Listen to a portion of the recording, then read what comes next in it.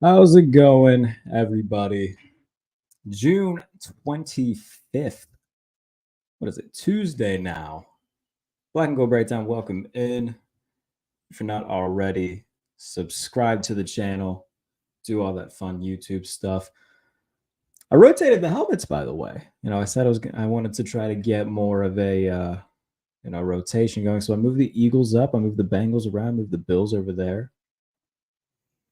So I appreciate everybody tuning in. I said last week that from now until training camp, unless like the news cycle really picks up, we're probably going to move these to every other day.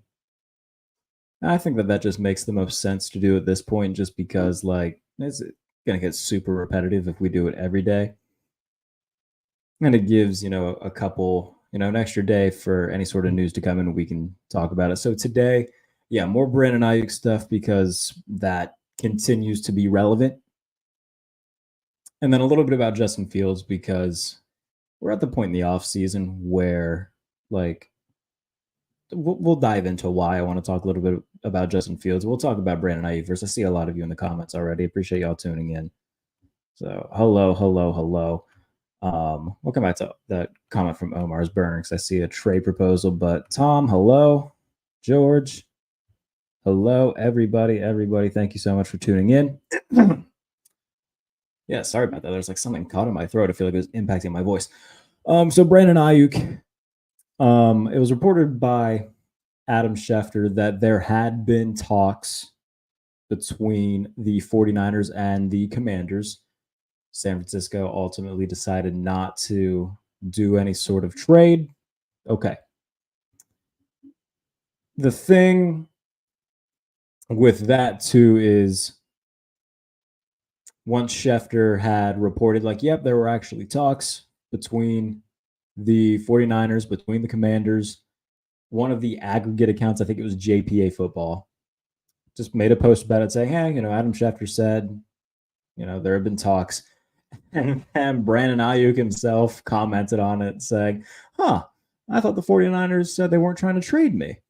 So now that, again, just more fuel to this fire, more gasoline poured onto this thing. They, I guess, had a meeting of some sorts and still no agreement has been made. And the longer that this goes on, man, like it does feel more and more likely that a move could happen within the next month. And, I've been pretty consistent with my thoughts on Brandon Aiyuk since all of this started. Before the draft, I said, yeah, I think, could definitely happen during the draft. And then once the draft came and went, I said, okay, probably not going to happen this year. There's a chance that maybe you could try pursuing him in free agency, but I just don't see a reason why the 49ers would trade him when they can just try running this thing back one more time. But if he is really that disgruntled and is like, look, either pay me or trade me, and if you don't pay me, I'm not going to play, then sure, that definitely adds a different element to it that wasn't there before, and could certainly impact things. But as more of this stuff starts to happen, as he continues to kind of poke that proverbial bear of like, I wonder, they said that they weren't trying to trade me, but yet here we are. So it's one of those weird things that is we keep going, got about a month, less than a month till training camp starts now.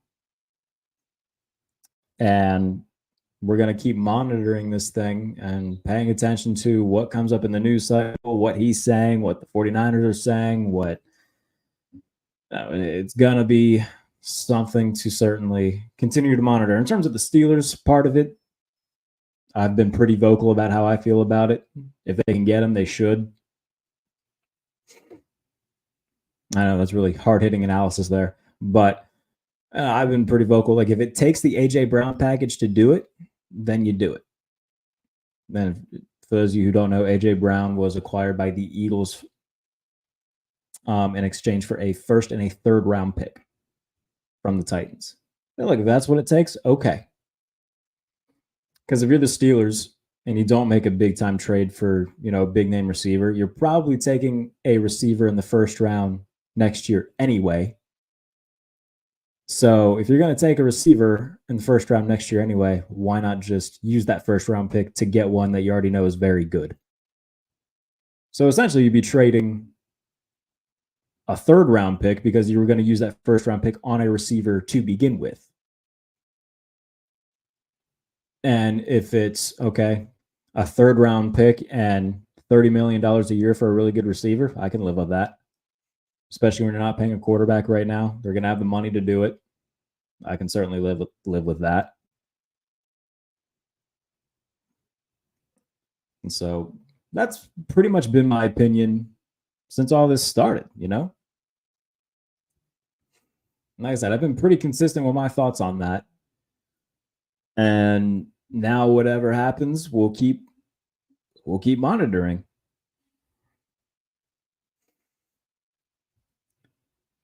And in terms of Justin Fields, we'll come back to the Brandon Aiyuk stuff. Obviously, I know a lot of people are going to be commenting on it. I did want to bring up Justin Fields today real quick.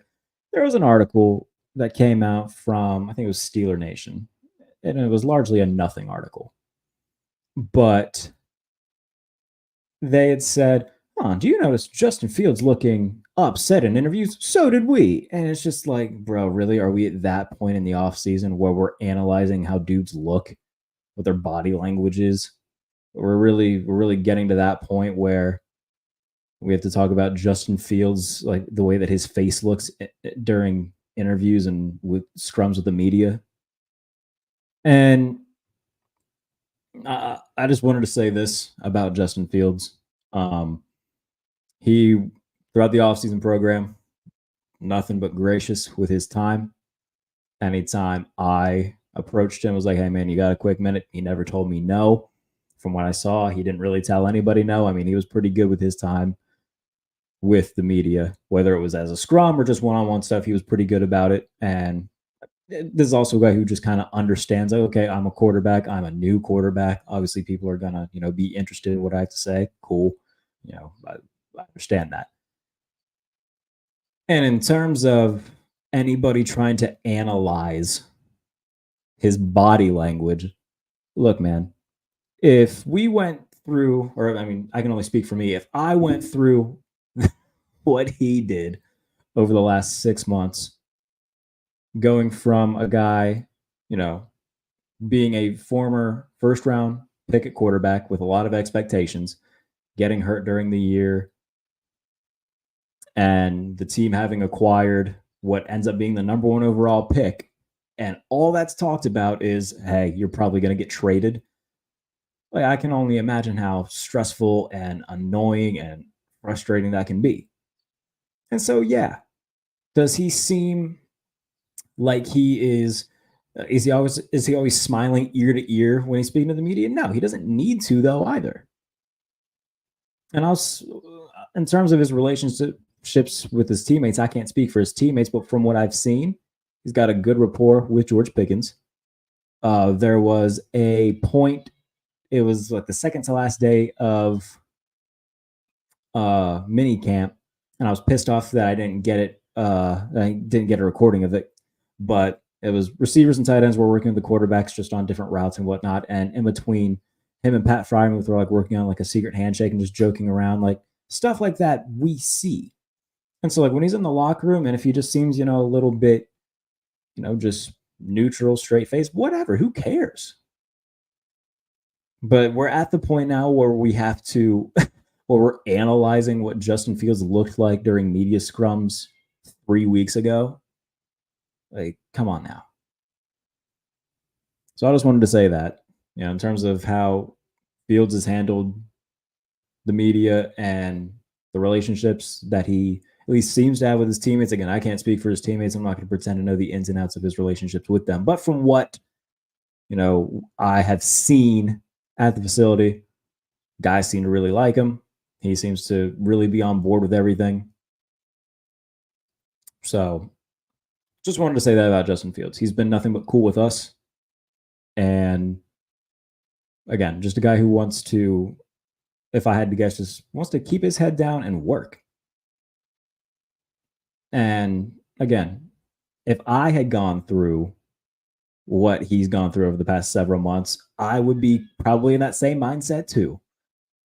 Again, not angry, but just like, yeah, I want to make the most of this and I want to play well. Not trying to come off as rude or anything. And he hasn't come off as rude, especially not to us. Like, he's been good to the media. So I got nothing but good things to say about Justin Fields in my brief interactions with him. And I think that we're at this point in the offseason, if we are digging this deep and making these kinds of reaches for content, like, I can think of a boatload of things to write about and talk about before I talk about the body language of a guy during an interview during OTAs.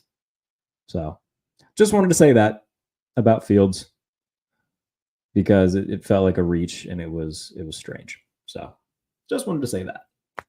Now, a lot of you are leaving comments, and I know that y'all want to be part of this. So let's get to that. Hello. Thank you guys, by the way. It's very nice of you to say. I did see one. Where did it go? Okay, Patriot Watch. First round pick is steep. Might need that for a first round pick for quarterback. I'll say this though. If the Steelers realize, they go through the season, they're like, look, man, we don't think Russ or Justin Fields is going to be our guy next year. I don't want them to go to the draft again, because TJ Watt's going to be 30. Minkah Fitzpatrick, late 20s. None of them are getting younger. Minka's coming off of a year last year where he was hurt a lot.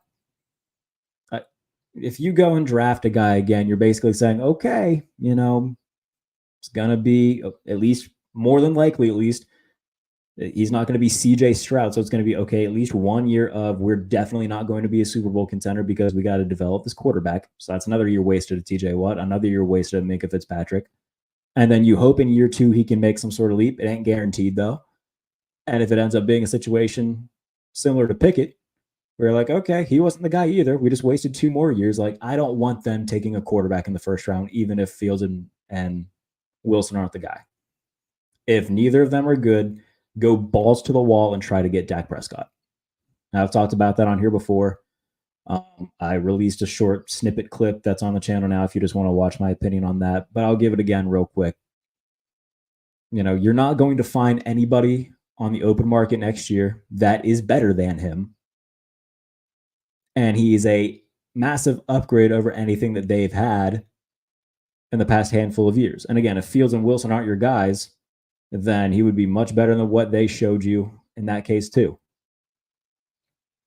So that's another reason why I'm cool with sending a first round pick, because if I'm putting myself in the general manager's shoes, if I'm putting myself in the Steelers' shoes, I don't want to draft a quarterback in the first round next year, because that's basically punting on 2025, potentially, not being contenders in 26 because you're still trying to develop this quarterback, and just wasting at least 1 more year of TJ Watt and Minkah Fitzpatrick.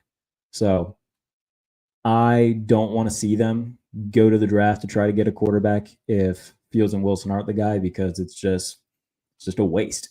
It's just a waste. I do want Dak. You're right, George. I do want Dak. Hey, Clint, how's it going? Everybody in the chat. Appreciate everybody for tuning in. Tom says, not talking about Naji in interviews. I mean, look, I don't think I've ever had like any sort of like personal interaction with Naji. He didn't talk to us during the entire offseason cycle. He's never exactly been a media darling, to put it nicely. So, and again, I'm just kind of going off of, the vibes and things that I've heard. Because again, I haven't had any sort of, I had one brief interaction with him last year during training camp. It was after practice, just, talking to guys after practice. And I approached him, was like, hey, man, you got a minute? He was like, no. All right, dude. So, yeah, I mean, Najee's just kind of Najee. And that's just kind of what it is, I guess. But I think he's gone after this year anyway. So I'm not too, I think that's another reason why people aren't looking into it. A, he's not a quarterback. And obviously quarterbacks are evaluated much differently than every other position. And B, he's probably going to be gone after this year. So I don't think that there's I think that's probably why people aren't making such a big deal about it. It's because there's, different positions, different, he's not going to be there. Omar, yes. Sorry, I see Omar in the comments. So let's go to the trade proposal. 2025 second, 2026 third, James Daniels, Banks, and Aiyuk. I don't know. Like, James Daniels thing, yeah, I mean, they'll make their offensive line better for sure. I think that if you're getting Aiyuk, I mean, I think that the 49ers would want something, a package that includes picks in the same draft. Again, I don't know anything in terms of how they actually think. I'm just guessing. So, I mean, maybe. Banks is what? He's their what? Left guard, right guard? So, maybe. But again, I'm very much on record. If they got to trade a first to get Aiyuk, trade a first to get Aiyuk. I don't care. And another thing too is like, got to stop overvaluing draft capital. I've been a big proponent of that too. And I've used this example a lot in the past few shows where it's like it's the Family Guy mystery box. Like, oh my goodness, Brandon Aiyuk's a receiver, but a draft pick can be anything. It can even be, a first round pick that turns out to be as good as Brandon Aiyuk. Well, then just trade for Brandon Aiyuk and give the first round pick. So I'm very much on board with that. Just trade the first round pick. Naji and Saquon would have been it'd be redundant though. Why would you have two starting running backs? Like, I mean, if they would have signed Saquon Barkley, A, that would have been completely out of nowhere. And B, they would have traded Naji Harris. Saquon and Jaylen Warren, I can certainly get behind because Jaylen Warren's been, kind of the de facto second guy. But even then, like, Saquon would be a guy who would garner much more carries than Naji Harris because he's much better than Naji Harris. So, yeah, that would have just been random. Fans get mad about players talking too much, so Najee staying quiet should be praised. Again, Najee has never been much of a media guy. So, look, he's his own person, whatever. I'm not trying to like dunk on the guy or anything like that, but it's much different when you're a running back who's on the final year of his deal, probably not going to be there after this season, compared to a quarterback who just got traded for as a former first round pick, a very high profile player. There's different expectations with quarterbacks. Curious if the Steelers let Najee go next year. Let's see if I can make a move for Saquon. Saquon Barkley's not going anywhere. He's going to be an Eagle for a while. And there's going to be Jaylen Warren as the running back one. Like, again, if the Steelers wanted to keep Naji Harris, they would have just picked up the fifth-year option. Now you see a guy like Ramondre Stevenson, who's going to be making $9 million a year. No way in hell the Steelers are going to be like, okay, yeah, Najee, we'll match that. They ain't going to do that. Nor should they, by the way. People are angry about Najee Harris's fifth-year option not getting picked up. I was one of those people. I was like, I don't care. Again, don't dislike Najee Harris, but I just don't care. It doesn't bother me at all. So I was the same way about the Deontay Johnson trade. Like, okay, you weren't going to re-sign him. Might as well get something for him. You got a starting cornerback and a day 3 pick that ended up being, I think it was Logan Lee who they took with it. Okay, fine. So I'm very much on the, if Najee Harris doesn't come back in 2025, then I hope you do well elsewhere, but I'm not going to lose sleep over it. Concerned with the precedent Omar Khan is setting, not rewarding a player like Najee, who now is the best O-line he's seen in the NFL this upcoming season, on top of rushing for 3 straight 1,000-yard seasons. Good player on and off the field too, running back or not. Them not picking up a $6.7 million option is a mistake. Again, I don't necessarily think it's a mistake. I was surprised that they didn't pick it up. Because if you go back and watch the shows leading up to the deadline for it, I was like, yeah, they're probably going to pick it up. I was surprised that they didn't. But again, I don't think it's a bad precedent to set if you're Omar. Because, like, yeah, you can look at, oh, he's got 3 straight 1,000-yard seasons. Well, a lot of it's volume. He's only averaged 4 yards a carry in one of those seasons. And I know that, you can point to the offensive line and say it was bad, and it was, but Jalen Warren last year ran behind the same offensive line and averaged over 5 yards a carry. So, like, I'm totally cool with them moving forward with Jalen Warren as the running back one, who they'll pay less money to, will get good production from, and then they just got to find a good number 2 guy to complement him. That's fine with me. So, yeah, like, I was surprised that they didn't pick it up, and I certainly wouldn't have been upset if they picked it up. But at this point now, like, again, Ramondre Stevenson gets 9 a year. No way they are going to be giving him that kind of money. He'll go elsewhere next year, and I hope he does well. I hope he makes as much money as he can, which is not going to be in Pittsburgh. Matt, no ill will, just my take. I always appreciate your takes. Did I even Oh yeah, no, yeah. By the way, I know it's no ill will, guys. Like, we're just having a conversation here, Yeah, no worries. I'm just telling you, giving you my thoughts too. I just give up a first for BA. Yeah, I'm fine. Trade the first. Give up the first round pick to get good play. Like, if you can get good players, you get good players. That's what it comes down to. And some people are going to bitch and moan about the money. Great players cost great player money. So be it. That's fine. If you are what you invest in. And if you're not willing to invest the money in good players, then you can't bitch and moan when you don't have good players. So give up the first for Aiyuk, man. I'm cool with it.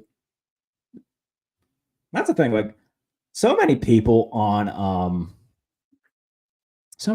Twitter were like, "Oh man, glad you're not the GM." I'm like, oh, okay, because they've been so successful in the past decade, right? Doing it the way that they've been doing it. Me, I want them to go get really good players. Seems that that's a good way to go about business. The Rams seem to recognize that, and they won a Super Bowl. 49ers seem to recognize that. They've been to 2 Super Bowls and are constantly in the conference championship. Like, if you can get Brandon Aiyuk, get Brandon Aiyuk. And if Russell Wilson and or Justin Fields don't show you anything and you can get Dak Prescott, go get Dak Prescott. I don't think it's extremely likely whatsoever that both of them are Steelers next year, but I think it's a greater than 0 chance. If Omar Khan does anything, there's a greater than 0 chance, no matter how slim it is. But I mean, you go into a season, hypothetically speaking, and again, I know that this is looking forward a whole year, but it's June 25th, so walk with me. But if none of these quarterbacks show you anything, and you really want to get into gear next year, you can go into the season with Brandon Aiyuk catching passes from Dak Prescott behind an offensive line that should be good. George Pickens opposite of Brandon Aiyuk, and that defense, that's a Super Bowl contending team. That's what it comes down to. Like, that is a Super Bowl contending team. If you can win 10 games with Kenny Pickett, Mitch Trubisky, Mason Rudolph, you can win 12, 13. I mean, hell, the Cowboys just won, 12 last year. That would be a much better team than what Dak has right now. You can win 13 games with that team. Mike Tomlin's also a much better coach than Mike McCarthy. You can win 13 games with that team. Hey, you might be able to be the number 1 seed in the AFC with that team. But so many people, so glad you're not the GM. Okay. Keep enjoying, these 9, 10-win seasons that don't end up doing shit. People piss me off.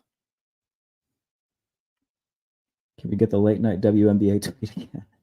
I was texting a colleague in the industry. I won't say who. I'm not going to name drop him or anything. A pretty prominent name. And we were just talking about stuff that we like outside of football. And he told me about the thing that he liked, and we just kind of went back and forth. And I was like, yeah, I mean, I'm a pretty big wrestling guy. And he was like, yeah, dude, I know you're the horniest account on this app, and it made me laugh pretty hard. So Yeah, I mean, I'll tweet about attractive female wrestlers and WNBA players. I don't give a, I take my job seriously, and I take, being able to do it. I don't take myself seriously. Now, I'm not going to be a creep about it. There's lines, but yeah, like I'll put innuendos out there for giggles all the time, man. It's funny. Now, again, don't be gross about it. Don't be creepy about it. But like, yeah, it's funny. It's that good stuff. It's so funny. So like, if I have, if I see an opportunity to be funny about it, yes, I will be funny about it because it's funny. So that made me laugh. I figured I would share that with you. If the 49ers are unwilling to deal, I'd be calling the Texans and engaging interest in trading late round capital for John Mechie. Yeah, I mean, it'll be one of those lower tier guys. It'll be Mechie. It'll be Traylon Burks, Michael Thomas, one of those guys if they can't land a big fish. You got something for Liv Morgan? Yeah, I do. Every time I watch Raw, it sounds like a dog kennel in my apartment. All right, I'm done. 2058 first and 2062 first rounder. Yeah, that'll do it. I mean, that's basically, you remember a couple seasons ago when it was reported that the Rams were offering their first round pick for Brian Burns, but like they didn't have a first round pick for like 2 more years. So the Panthers were like, no, which like understandable, but it's just funny that they're like, all right, how about this? We'll give you our first round pick in 2025. I know it's only 2021 right now, but hear me out. Like that made me laugh. They're like, oh, well, we might as well see if they'll take this. If Aiyuk is no longer available, would Jonathan Mingo be worth going for? I don't think so. Jonathan Mingo is closer to being a tight end than he is like a X receiver. Now, I think that if you don't get Aiyuk, then you just try to get a Burks, get a Mechie, get somebody, because both of them right now are better than Van Jefferson for sure. And so if you can get one of those, like, yeah, it's obviously not, what's the saying from the Longest Yard, Chris Rock, where Nelly joins the team. It's like, well, we didn't get the whole Hershey bar, but we got a Hershey kiss. It's a situation like that. Like, yeah, Brandon Aiyuk would be the entire Hershey bar, but if you can't get him, you can still get a Traylon Burks. Okay. That's better than having Van Jefferson on the outside. So, and hell, going into camp, like if you want to trade for Traylon Burks and sign Michael Thomas just to kind of kick the tires and see what's there, then do it. Nothing, nothing hurtful about bringing him into camp. So, why not at that point? I'm shameful for wanting Carson Wentz after Ben retired. I was a huge Carson Wentz guy. I was a ginormous Carson Wentz guy. I still am. Like, I hope he does well as the backup in Kansas City. But no, I've always been a Carson Wentz guy. Too many people are underestimating Fields, be the Steelers starting quarterback and get signed to a long-term contract. I mean, look, I think that's probably the best case scenario right now for the Steelers is that Fields ends up being awesome and you have a guy that you see as being the long-term answer at quarterback. Again, it's incredibly similar to what Ryan Tannehill did in Tennessee. Like that would be very similar arcs. And who is his offensive coordinator? Arthur Smith. So I think that the things that Art did with Ryan Tannehill, he can absolutely do those with Justin Fields. I think Justin Fields much more athletic. Now, Ryan Tannehill's a pretty athletic guy, but Justin Fields is more athletic. And he can do a lot of those things that Arthur Smith did with Tannehill. So I think that's best case scenario. Again, no disrespect to Russ. If he ends up being the guy week 1, which I think he's gonna be, then I'm gonna hope he plays well. I'm not gonna root against him, obviously. But if they get to a point where they're like, okay, you know what, we just kind of want to see what we have in Fields and go from there, then cool. And hopefully he takes advantage of that and shows that he can be the long-term answer.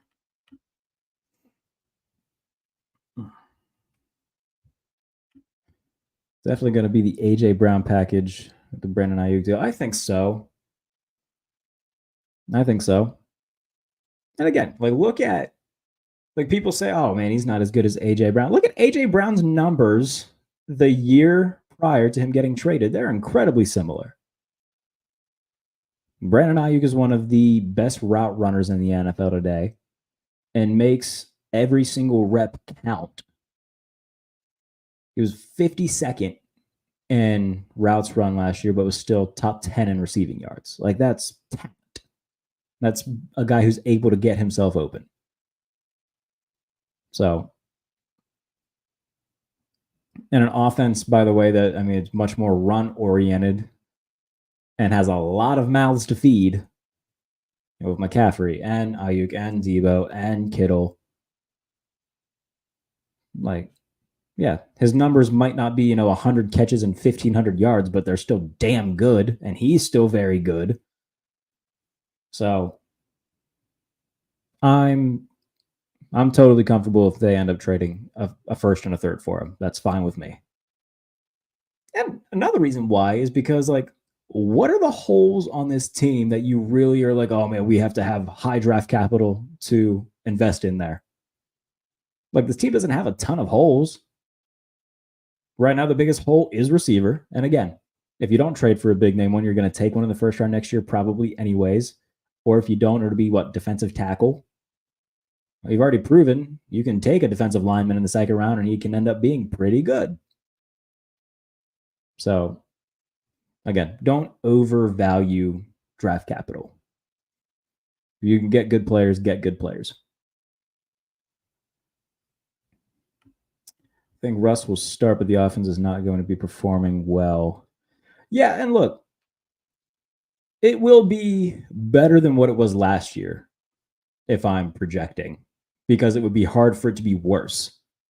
But even then, like, I think if you're the Steelers, you can kind of go into the season with like, okay, we have expectations of this, this, and this. And if they're not met, then, we really need to entertain the thoughts of handing the keys over to Fields. So I think it's going to be better. But again, the bar is so low. They hardly scored any touchdowns last year. I think they're fifth lowest in touchdowns, fourth lowest in points per game. Like they were bad. So, and hell, if not for those last few weeks of Mason Rudolph, they're probably statistically worse. So, even if they are a little bit better, which I think that's going to be the bare minimum that they want to be, is okay, can we be a little bit better? I think they'll be better, but I think there's still going to be expectations that, like, okay, we still want to hit this, this, and this. And if we're not, then okay, let's see what we have in Fields. Aiyuk is criminally underrated by a big chunk of Steelers fans. Yeah, I don't know, man. The more I do this and deal with Steelers fans, like I it's not just Steelers fans, but it's just sports fans in general. I've just learned, man, that like a very good portion of sports fans are just stupid. That's just what I've learned. Everybody thinks that they know everything. Everybody thinks that they, when in reality, like, you're gonna go and read through the comment section on Behind the Steel Curtain. You'll find some real goodies there. Like, that's what I deal with on the daily at the day job. So it's just what it is. And like, I'm not trying to sit here and say, I know everything and that, but people do pay me to do this. So I'm not going to be somebody who's like, oh, they shouldn't trade for CeeDee Lamb. They didn't draft CeeDee Lamb. He's a Cowboy. He doesn't know what it's like to be a Steeler. Like, dude, shut the fuck up. Like, there's so much just goofy thoughts. Wide receiver and D-line are the top two needs this year and next year, and Aiyuk makes that just D-line. Yeah, exactly. And again, if you trade a first and a third for Aiyuk, then again, in my dream paradise, either A, you figure out that Fields is the long-term guy, or hell, Rush just balls out and you give him, a 1 or 2 year extension, then whatever. But if you can't, Or if you just think that neither of them are the guy, then you go get Dak Prescott, draft the defensive lineman in the second round, and then, okay, Dak Prescott, Brandon Aiyuk, good offensive line, Jalen Warren, George Pickens, that defense, all right. Like, I can look at that. You can talk me into them winning the Super Bowl. I think Russ is going to start and Steelers are going to be winning, but Russ is going to get pulled because the offense is going to be underwhelming, then Fields will get the keys. I mean, it's similar to what happened last year, right? They were 6-4 after that loss to the Browns, and there were internal conversations of like, should we just pull Kenny now because this is not good? And they fire Canada, they keep Kenny in, and obviously Kenny gets hurt, and then Mason Rudolph makes everybody realize, oh yeah, maybe Kenny Pickett's just also bad. We all owe Mason Rudolph our lives. Because my goodness gracious, if I had to sit through another year of Pickett, man, it almost broke me. And I know that I sound like a spoiled fan because, there's Jets fans in this world. There's Lions fans who dealt with a ton of crap for a long time. Washington fans. Like, I understand that the Steelers have had it pretty good, but the past few years have been incredibly annoying and stressful, and that would have just been like, yeah, we're going, year 3 of Kenny Pickett. I would have just been like, okay, dude, whatever. Just mailing in another season. If I could read the comments on BTSC, can I get paid too? That's a decision above me, my friend. Yeah, there are, especially like last year, man. So last year, it was my first year helping running the site. And like, I would give my thoughts because, that's my job. And a lot of it, is based around the quarterback and how bad he was. And of course, you had like half the people who were glazing Kenny Pickett no matter how bad he was. And so just reading some of the stupidity that came from this fan base was just beyond mind-numbing. So, yeah, I just made a graphic that I'll occasionally tweet. Here, I'll actually just pull it up and show you guys. This will be fun. I can just run through my cell phone pictures. Has anybody said the phrase cell phone in a long? I feel like if people just say phone. I can't remember the last time I've heard somebody call it a cell phone. I thought that I'd share that. So this is the graphic that I put out. Here, we'll make. It says, you can read it. It says most sports fans are fucking stupid. So, yeah, that's how I feel about it. What was the conversation between Pittsburgh and Sutton before they brought him back and off the field controversy? I don't know in terms of, the in-depth stuff. I mean, we know how Tomlin is. And by the way, any organization, they're not going to be like, yeah, well, he told us this, this, and this. Like, that's not how it goes. But, they felt confident enough in Cam as a person to bring him back in. So be it. None of us know what happened. Obviously, if you read the affidavit, it's pretty ugly stuff. But once the investigators in Florida started looking into it, they felt comfortable enough with what they found to take it down from originally as a felony, and they immediately took it down to a misdemeanor. So, I think that having him be in the building for 5-6 years and knowing him as a person, I think that they just, looked at it as a bad lapse in character. And again, I think that they trust the fact that the investigators immediately took it down from being a felony to a misdemeanor. So, again, none of us know what happens. There's only, a select, I guess, really 2 people that will ever know what fully happened. But I think they felt confident enough in him as a person, having had him in the organization for a long time beforehand. I asked a few of the guys about it.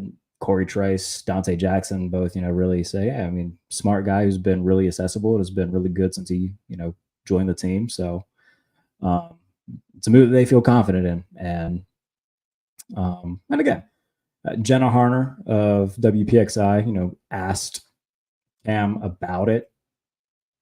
He kind of gave a long, word salad, more than likely because legally he probably can't talk about a lot of it, which understandably so, but credit to Jenna for asking about it to begin with. I gave my thoughts about it, and I've said, if the affidavit was true, then yeah, that's some pretty ugly stuff. But at the same time, you kind of gotta myself included, kind of pull yourself back a little bit and be like, look, we can say, yeah, domestic violence is a bad thing and an ugly thing, while also saying, I don't know what happened. I wasn't there. And an investigation felt good enough to immediately bring it down from a felony to a misdemeanor. So something, must have been found that was okay. Yeah, it wasn't nearly as bad as what was originally reported. So I I don't know what happened. I don't know what those conversations were like, but regardless, Cam Sutton makes them better, and arguably, and having a cornerback trio of Porter and Jackson on the outside with Cam Sutton at the nickel, and then you got guys like Darius Rush and Corey Trice that can rotate in. You can certainly do a lot worse than that. So, in terms of on the field stuff, man, he certainly makes them a lot better. Isaiah Buggs is an idiot, just a ginormous idiot. And from the sounds of it, just a not good person. Yeah, that's a little bit different. He's a dumbass. Honestly, I'm curious about the interest with Washington. They have 5 picks right now for 2025. Do they really want to go in with 3 picks? Doesn't feel right. They have 3 first-round picks next year? I did not know that. Hold on. Let's look at Washington's 2025 draft capital. 10 Commanders. 2025 draft picks. What do they have? Okay, we're at Rigo's Rag. I think that's fan-sided. I think that's there.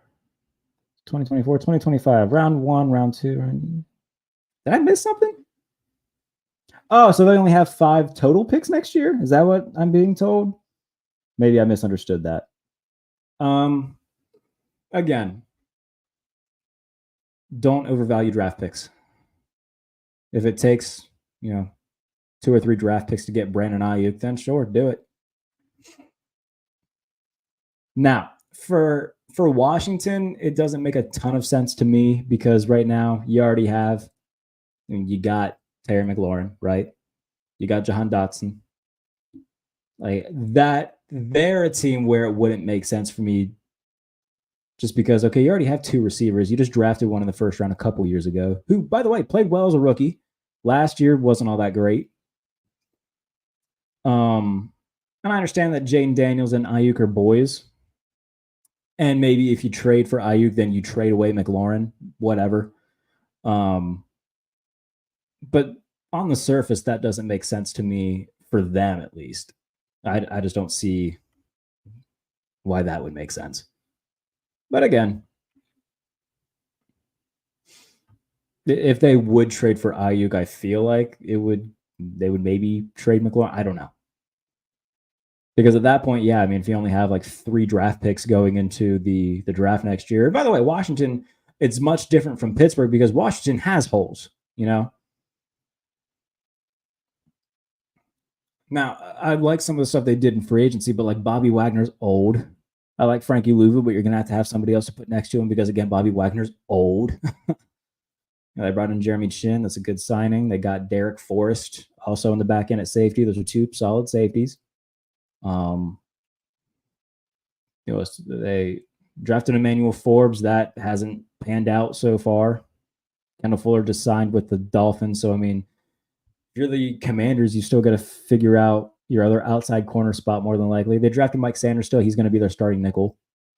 So, for Washington, there's much more questions in the Steelers right now, which is why that wouldn't necessarily make too much sense to me, especially because you already have McLaurin and Dotson and Diami Brown. Like, you got a decent collection of receivers right now as it is. Gives up one of the highest passer rating completion percentages last year when throwing to Moore and Kmet. Subpar offensive scheme, so why would people think Fields wouldn't be better? Oh, I think he would be. By the way, I'm team Justin Fields. I'm team Russ too, though. I'm team whatever quarterback plays well. Yeah, I think Fields fits this offense like a glove for the mobile stuff that he can do and for the downfield throwing. For Russ, he fits it because of the play action stuff and the downfield throwing. Like both of them fit this offense really well for slightly different reasons. Not sure who wants to hear this, but Aiyuk is better than by a mile. that's another thing, man. Like Steelers fans are so blinded by the laundry that these guys wear. Like I like George Pickens. I ranked him. He's in my top 32 receivers, which you can go read on USA Today. That's not. I haven't plugged that yet. Go and read my top 32 receivers on USA Today. But yeah, Brandon Aiyuk is significantly better than George Pickens. And again, people get blinded by the helmet and the color of the jersey and can't separate their fandom and the emotional side of it from who's good and who's better than who. George Pickens is good. Brandon Aiyuk is better. It's completely okay to say. Completely okay to say. I agree 100% with your take on Cam Sutton. Can't judge what we don't know. He was a standout player with Pittsburgh. Yeah. And again, I think he's going to be very good this year. And guys seem to be happy that he's back. So, can say that much. F them picks. I agree to a large extent. The Rams said to hell with these picks for like 4 years, and it worked out for them. You ever heard of George Allen? He was okay with trading away all of his picks for proven vets he coached. Yes, yeah. I mean, that's why those Redskin teams in the 70s are called the Over the Hill Gang, because they had like no rookies on the team and they were all older dudes. Because he said, yep, I'm just going to get proven guys. I'll get older guys. I don't have time to develop these people. So, yeah. That would be, yeah. Again, I think Fields would be really good in the offense. And whoever they bring in at receiver, I should go back and see how many times I've said that phrase. Whoever they bring in at receiver. It's like a shot every time I say it. At this point, I just want it to be somebody. Even if it's not Aiyuk, just get somebody so I can stop talking in hypotheticals. This is exhausting. So, again, hopefully it is Brandon Aiyuk, because doesn't seem to be any fire to any of the DK Metcalf smoke. Mike McDonald talks pretty highly about him. Again, like DK Metcalf, I mean, it would be somewhat redundant because him and George Pickens are largely the same player. So it would be kind of redundant to get a DK Metcalf. But hopefully we get something soon. Hopefully it's Brandon Aiyuk. Can we get a recap of timeline events starting with Scouts honor?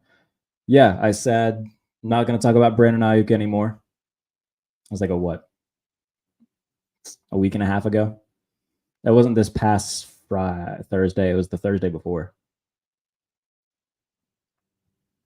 So yeah, I said not going to talk about Brandon Aiyuk anymore unless something happens where it warrants talking about it. And then literally that following Monday is when he dropped that TikTok of him FaceTiming Jaden Daniels saying that the 49ers didn't want him. And now here we are, because he keeps being in the news. So it makes sense to talk about him. But yeah, it's very funny that as soon as I say, okay, no more Brandon Aiyuk talk unless something happens. And then things keep happening. Over under 472 times. I don't know, man. In the past 2 months, when there hasn't been, outside of like the OTA mini camp portion of stuff, when, we're in the off-season portion of stuff, just has been centered around Pittsburgh for the entire offseason. It's like, okay, who are they going to get at receiver? So hopefully it's Aiyuk. Again, maybe it'll be somebody out of left field. Devontae Adams would be pretty cool. So maybe something like that happens. I'm going to be doing a Steelers mailbag at Behind the Steel Curtain. So if you want to have your question asked in the mailbag, go to Hold on, am I pointing right? There we go. Go to my Twitter at JBaileyNFL and send me a question and tweet at me, and then I'll put it in the mailbag. Probably do it Friday. So do that. That would be pretty rad of you. Steelers were to trade for Aiyuk, do you think it would be before the start of Pittsburgh's trend? Probably. Will make sense. Yeah, I think that once you, I mean, I guess there's a world where like the 49ers start camp, right? And Aiyuk isn't there. And, you know, it goes on for a couple of days and they just say, all right, to hell with it. We'll just move them. Then maybe that's a case where, you know, they're a few days into camp and then they get him, which I mean, that's fine. But if I had to guess if it's going to happen, it'll be before camp. But I mean, there's certainly a world where the 49ers are like, yep, he's still not here. This is, you know, day 5 or whatever. And there's like, whatever, we're just going to move him and get on with our lives. But I tell you this, if you move off of Brandon Aiyuk as the 49ers, that's a big blow to your offense. The top 10 receiver in the NFL, you don't really have another separator, another burner, you know, a guy who can consistently create space at the receiver position on your team right now. That's another reason why I'm just like, they're not going to do it. Because right now they don't need to. And they don't have anybody else. Again, Debo's a fun player. He's not a separator. He's just a very, very good, versatile guy. He was tremendous after the catch. Maybe the best yak guy in the NFL. But he's not a guy who's going to be, you know, a definitive number 1 X receiver.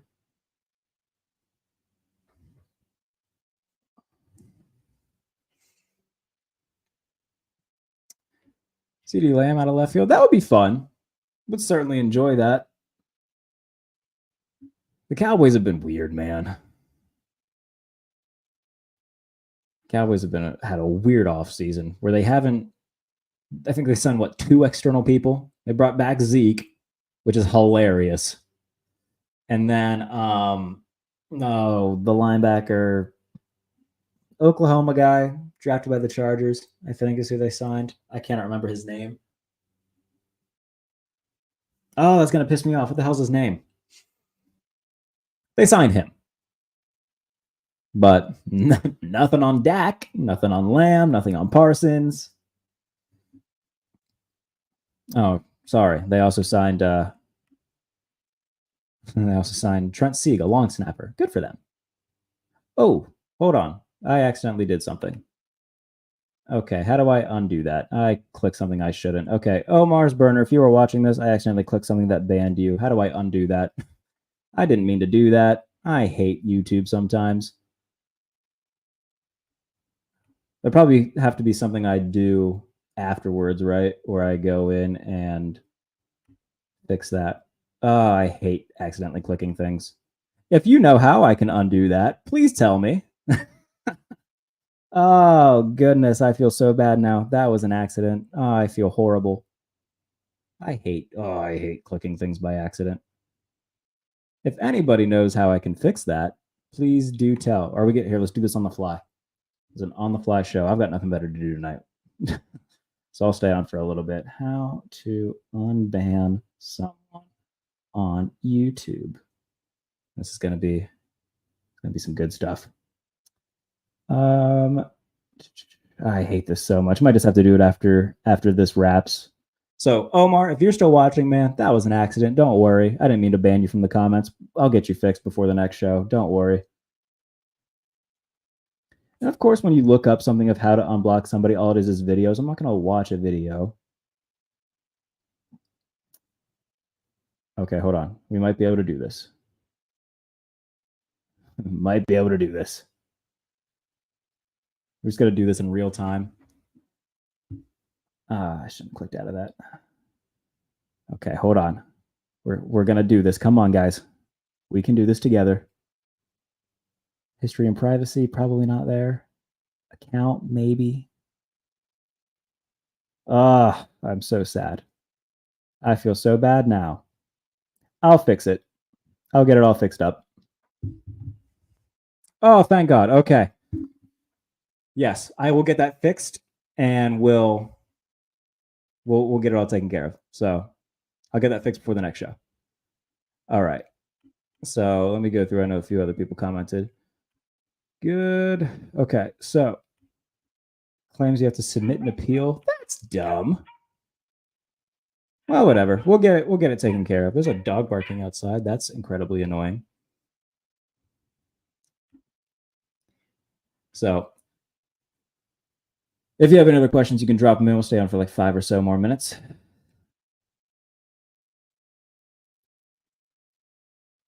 But again, look, we're going to keep talking about the Aiyuk stuff as long as he, keeps being in the news cycle, and I get until really something definitive comes from it, right?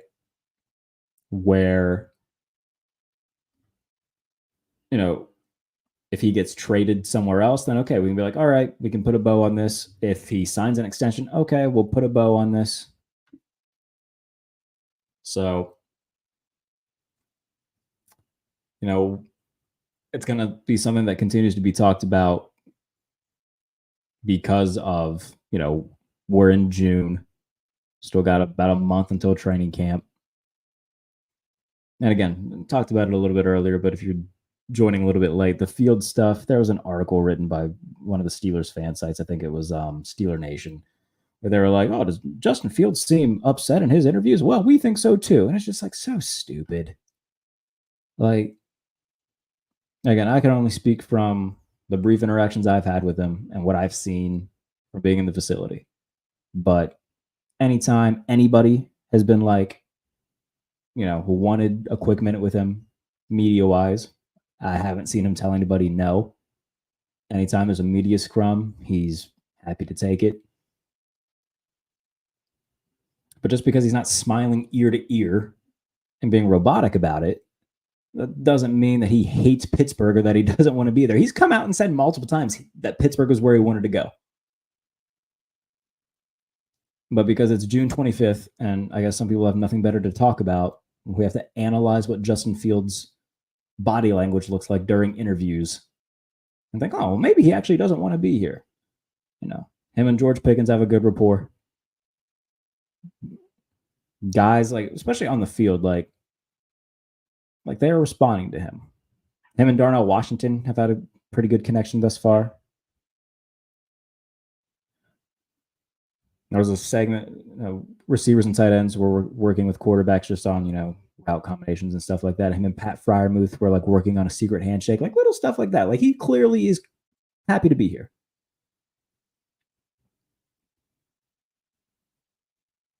And if I had gone through all of the BS that he had to deal with over the last year, yeah, I'd be just kind of keeping my head down and focused on this next opportunity as well. So just because he isn't, smiling ear to ear and, looking like a politician going around, signing foreheads and kissing babies, he's made it very clear that this is where he wanted to end up. And I think now he's just focused and looking to make the most of the opportunity that he has before him. So, and again, can only speak from my personal experiences with him. They're pretty brief, but anytime I asked him for a minute of his time, he never told me no. He was always pretty cool with me. He's been cool with the media members during scrums. So I think that we're just to the point now where people are just like looking for something to talk about. Hopefully Field starts next year when we play the Bears and balls out. They play the Bears this year? Pretty sure they don't play the Bears this year.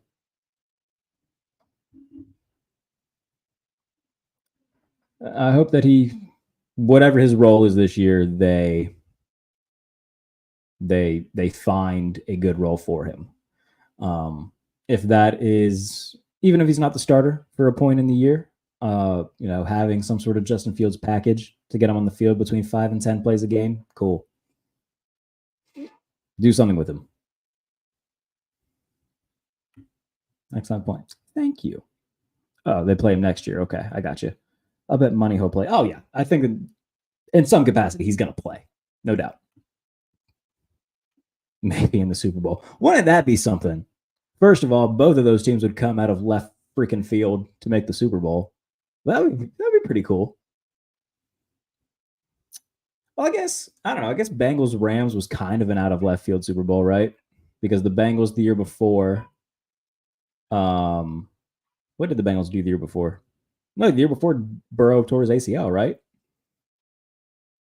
And then that was the first year that the Rams had Stafford. So both of those teams kind of came out of left field. So, I mean, weirder things have happened. A Steelers-Bears Super Bowl where Justin Fields is starting against the Bears. That would be cool. That would be very cool. Thought the 3 tight end sets is a big name where, I mean, they're not going to just go 13 personnel all game, dude. I couldn't tell if that was sarcasm or not, so forgive me. But yeah, in today's NFL, you got to have 2. You can't just have one good receiver because then teams can be like, okay, we'll just double him. Good luck beating us with Quez Watkins, you know? Like they'll go 13, a good amount in, first down, short yardage situations. But I mean, you can't just stroll out there 3rd and 10 with 3 tight ends. Or just one deep receiver. You got to have some ability to spread it out, go 4 wide with, or at least 3 guys in the field, like figure out some sort of alignment, got to have at least 2 guys on the perimeter who can go to work. Got to have some speed. Feels like Fields' teammates supported and respected. I mean, both places, yeah. I mean, seemed pretty well liked in Chicago. Again, I can't really speak on that because I wasn't there, but haven't heard a bad word said about him yet. Granted, I mean, it would be weird if a dude was like, yeah, to hell with Justin Fields. I don't think you're going to get any of that, but I think a lot of it too, especially for the offensive guys, it's just the bar was so low where it's like, okay, like with Kenny Pickett and Mitch Trubisky, obviously we're going to be pretty grateful to have Russell Wilson and Justin Fields. So, I mean, especially throughout the duration of this and training camp, like I think we're going to see a lot of good vibes. And then once we get into the season, then we'll figure out, okay, is Russell Wilson going to be the guy for the next couple of years, or is it going to end up being Justin Fields? Washington and Aiyuk on the field blocking for Fields. Dude. We talk about WNBA and female wrestlers getting me excited. Now you're really doing something for me. Yeah, I can get behind that for sure. Darnell Washington's another guy that I want to see get some more targets this year, especially like in the red zone and in the slot. I think they're going to move Frymouth around and use him more like a wide receiver. Even then, though, I mean, he's not going to play on the outside. Like they need somebody else on the boundary who can at least do respectable work. Right now, they don't have that. They have Pickens and a bunch of backups. Can you do more than football edits? Yes, Keaton. I will give you a Raptors edit. I promise. Just text me what you want. But all right. Stay on for like another couple minutes. Do some plugging real quick. If you're not subscribed to the channel already, go and do so. Usually I try to keep these at like 40 minutes, but went a little bit longer since I think I'm just going to start doing them like every other day at this point, just because, unless some news really starts gearing up, it's going to be a lot of repetitive stuff. So subscribe to the channel. Doing the AFC South preview tomorrow on the pump fake. So watch that. Who's it going to be with? Probably JP. I'm going to shoot him a text and see. JP just interviewed Ric Flair. So that's dropping soon. Cool for JP. So it'll probably be with JP if I can carve out a time that works for him. So AFC South preview tomorrow. Got 2 more divisions to preview ahead of training camp. So AFC South preview. Subscribe to the channel. Go and read top 32 receivers in the NFL. That is over on Touchdown Wire for USA Today. What else have I done? Ranked all the NFL head coaches. Just trying to think of stuff I've done over the past few weeks. All the NFL head coaches ranked from worst to first. Top 32 receivers. Top 36 quarterbacks. So yeah, a lot of good stuff over on the TD Wire.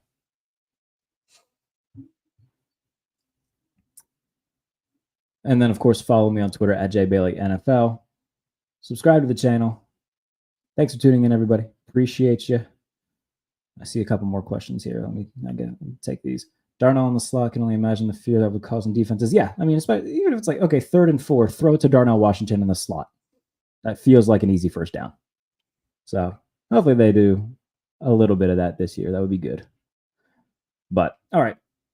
See you guys in a couple days back on the show. Thanks for tuning in as always. Subscribe to the channel. Tune in tomorrow for AFC South preview on the Pump Fake. And I will see, hopefully, all of you then.